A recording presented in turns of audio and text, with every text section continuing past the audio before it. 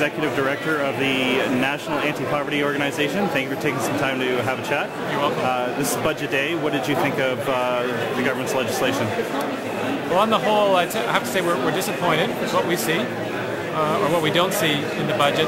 The budget doesn't reflect a strong commitment to the relief of poverty in Canada, which is it's been a problem that's been around for decades. There's been really no measurable decrease in the incidence of poverty, and the depth of poverty, certainly for some groups of people, is worsening. So the budget doesn't make a comprehensive attempt to address the issue.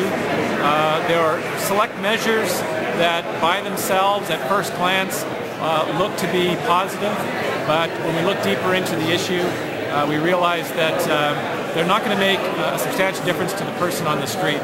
The homeless person, the family that has to use a food bank, and so forth. So for example, the working income tax benefit, which is perhaps the flagship measure in this budget relative to attempting to help low-income Canadians, it's flawed in a number of ways. Firstly, it doesn't kick in until an individual moving off of social assistance earns at least $3,000. So that first $3,000 of income that would help that person moving off of social assistance is still going to be subject to the tax that it always has been.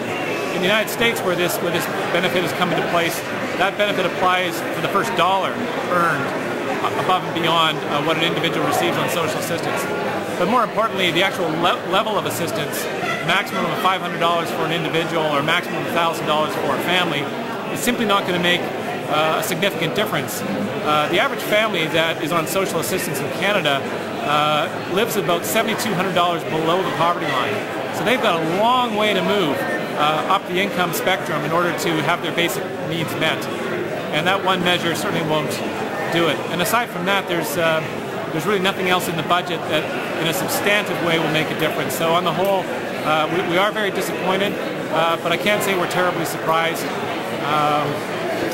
Fundamentally, the government needs to make poverty reduction, poverty eradication a higher priority than it has been, and it needs to adopt a long-term vision and a strategy to make that happen.